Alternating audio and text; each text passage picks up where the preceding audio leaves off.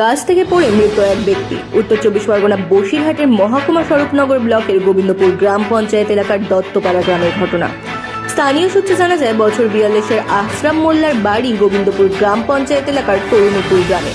আজ সকালে নিজের বছর 10-এর ছেলেকে সাথে নিয়ে রাস্তার ধারে গাছের শুকনো ডাল ভাঙছিল। সেখান থেকে সে অসাবধানতাবশত নিচে পড়ে যায় এবং ঘটনাস্থলে তার মাথা ফেটে রক্তাক্ত অবস্থায় স্থানীয়রা দেখতে পায়। স্থানীয় গ্রামবাসীরা ছুটে এসে তাকে সারাপুল গ্রামীণ হাসপাতালে নিয়ে যায়। সেখানে কর্তব্যরত চিকিৎসক তাকে মৃত বলে ঘোষণা করে।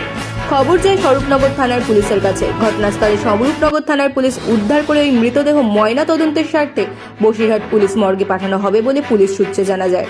ব্যুরো রিপোর্ট, রাত দিন নিউজ নেটওয়ার্ক।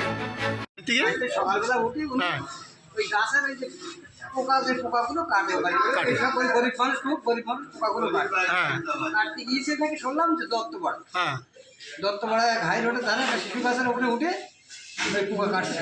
তারপরে পোকা কাটতে গিয়ে ওখান থেকে আমাদের বাড়ির সংবাদ আছে, গাছ থেকে পড়ে গিয়ে ওই রাস্তার উপর পড়ে আছে। ওখান থেকে দত্তপাড়ার লোকজন এনে ডাকবো এই পর্যন্ত আমরা জানি। ওখানে আপনার নাম? ওর একটু রোগ ছিল, একটুখানি ওর তোমার হাত থেকে না মির্গির রোগ ছিল। আচ্ছা আচ্ছা ছিল এইভাবে।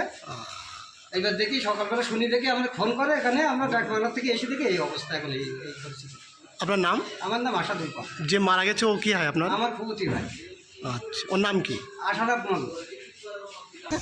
কি হয়েছে আপনার? আমার স্বামী কি হয়েছে? কি স্বামী? ওই কোনোদিন ডাল টাল কাটে না, তাই সকালবেলা দুটো ডাল কাটতে গেল, গাছেতে মরে গেছে। গাছের ডাল কাটতে গেছে, গাছ থেকে পড়ে গেছে। গাছে থেকে পড়ে গেছে। কোথায় কোথায় ডাল কাটছিল? কোথায়? তা আমি জানি না কোথায় কাটছিল। ও বাড়ি থেকে বলে গেছিল যে ডাল কাটতে যাচ্ছে। সাথে কেউ ছিল? এই সাথে আমার ছোট ছেলে নিয়ে এলো। এই ছেলে ছিল সাথে? ওখান থেকে পড়ে যে কি মারা গেছে? হ্যাঁ, নাক মুখ টুক ফেটে গেছে।